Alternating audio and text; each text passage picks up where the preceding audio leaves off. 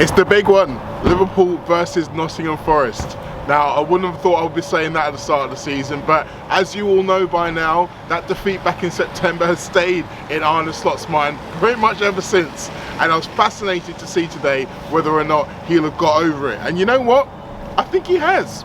He had some very interesting things to say about the difference between Forest then and the difference between what we might see tomorrow night at the City ground. He also spoke a little bit about some of the players who maybe aren't going to feature but have been very important to Liverpool this season, the likes of Harvey Elliott, Wataru, Endo.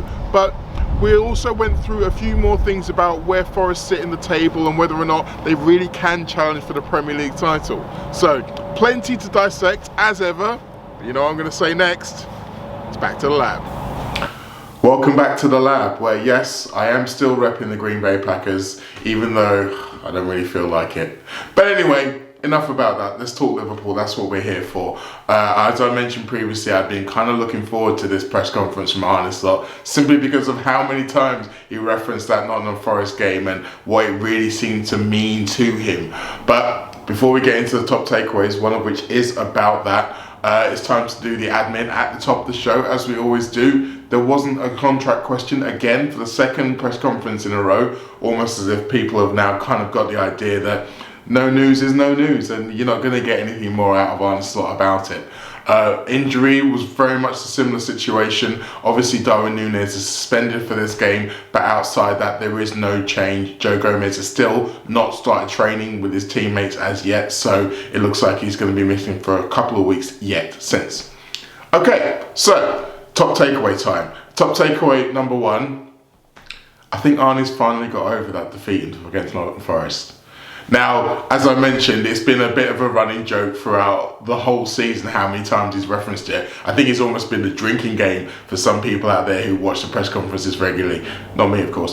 But I think he has slightly come to terms with it now. I think he explained a little bit more about why he was so shocked in the initial interim. I think he said a club like Liverpool should never lose a home game, which is true. I think he'd also just been informed about Virgil van Dijk's ridiculous home record. I think 100 games and he'd only lost, well, 2, the Leeds game and the Crystal Palace game last season before, which is amazing. So again, he was kind of shocked about that. But also, I think it's fair to say, even though they were unbeaten coming into that game, no one really suspected the Nottingham Forest of September would become what they have become since. And so the way that the Forest have played since that game has kind of put that defeat into context. It sounds like it's made it a little bit more acceptable to Arne Slot. I mean, he gave them plenty of respect, said that they deserved to be seen as title challengers considering how long we are into the season and where they still are.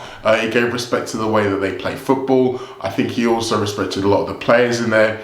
He did make mention of the fact that it shouldn't be such a surprise considering how much money they spent. Now, I always think it's a little bit mischievous when managers talk about how much other teams have spent in terms of how good they are and how good they should be. But with Slot, it's hard to say for sure because he's just so matter of fact about everything. He might just be making the point that, you know, this is what they're like. He did also go on to say there's plenty of similarities between the two teams, particularly how they both defend with 11 players. He mentioned the comparison between Chris Wood and Diogo Jota in terms of how they defend, but also how they link up play and also their ability to score goals. So it's clear that Slot does respect this Forest team and he does know that it's going to be an absolutely tough challenge. And maybe the constant references to the previous defeat were more about how Liverpool played as opposed to what Forest did or didn't do. Although he did mention the fact that Nottingham Forest made Liverpool play badly in that game, so maybe that's something to look out for. He mentioned pretty much straight off the bat about how Nottingham Forest changed the way that they played football compared to what they normally do in that game. They sacrifice both of their wingers and they played with 5 central midfielders to start the game and really made it hard for Liverpool, kind of squeezed the space, worked hard, and then once they'd done that, their wingers came on to come on and win the game. He did mention that he expected that to be different this time around, so who knows, maybe Liverpool will have a little bit more space to work with and create. But either way, I think it's fair to say that the last game against Nottingham Forest is not quite the same place in his mind as it was before. Top takeaway number 2, Liverpool can and should get better. He was asked about how he feels about the state of play at the halfway point of the season. I think people have heard the fact that he's often referenced the idea that you can only really judge a table once you got to the halfway point and everyone's played everyone.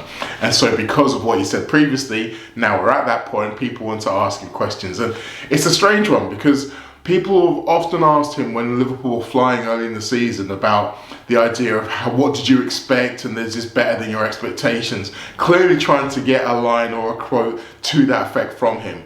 And repeatedly Arne Slot said, well no, I didn't set those kind of expectations for myself when coming into it. All I wanted to do is could we implement our game as quickly as possible? Could we get these players playing the way I wanted them to? He wasn't thinking about results. He wasn't thinking about I want to be here at this point or here at this point. So once again, he batted them away. I feel like anytime someone asks that question or is asked to ask that question, they don't want to hide into nothing because he's just going to give you the same answer. What he did say though that was interesting is the fact that in the second half of the season, should be that most teams get better. Now, he said this in the context of the fact that the league title is far from over. There's a long way to go, which is another theme that he's returned to again and again. But he mentioned the fact that teams can buy players in the January transfer window, but also some teams are just going to have had longer with their manager to learn, to hone, to implement their ideas. Now, he obviously was talking about this in the context of other teams potentially catching up to Liverpool. But that applies to Liverpool as well, if you think about it. Now, obviously we don't know what they are or aren't going to be doing in the January transfer window, but certainly the idea that Liverpool will be getting better as they get more and more used to Arne Slot's ideas, his methods, that is definitely a thing. So for all Liverpool's rivals at the moment who were saying, oh, well, they're the great first half of the season, but what if they drop off in the second half of the season? Can we catch them up? Well, yes, in theory, that's possible. But the expectation is that the longer Liverpool spend with Arne Slot, the better they should become.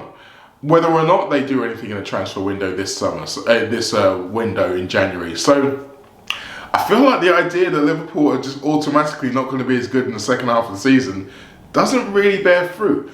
Obviously, we'll have to wait and see exactly how it goes. But as we sit here, I mentioned there's only one player currently out injured. Slot did mention the fact that that could change at any moment, so I'm not putting too much stock into it. But as it sits here, Liverpool are well placed to do as well as they did in the first half of the season. And if that's the case, it's hard to see anyone catching them. Top takeaway number 3, Anie loves Endo. He was asked about Wataru Endo and about his job as a central defender in the last 2 games. He's played a little bit against Spurs and against Accrington, and about what that said about his attitude. And Slot was very, very happy to talk about how great a person Wataru Endo is. And it's a difficult situation because obviously on the outside looking in, it looks like maybe Arne Slot doesn't think that Endo is the kind of player that he would want in his team. He hasn't given him any starts in the Premier League in his preferred position or any at all. And there's been plenty of times in the last 2 or 3 weeks where fans have been calling out for maybe for him to come off the bench and he hasn't done. And you start to wonder, well, maybe the manager just doesn't fancy him. You look at Ryan Gravenberch situation with how often he's played, and maybe has he started to look a little bit tired in recent weeks, and you think, well, if he doesn't really fancy Endo, maybe Liverpool going to have to go into the transfer market and do something soon. But the way that Slot talks about him would tell you that he does very much appreciate Endo, and just because he's not giving him a glamorous job, just because he's doing all of the dirty work, doesn't mean that he doesn't appreciate exactly what it is. He told a story about how he had to call Harvey Elliott into his office to explain to him why, even though Harvey wanted to start games at the 10 and he hasn't had the opportunity to, he was going to have to start him as a wide forward for the game against Accrington.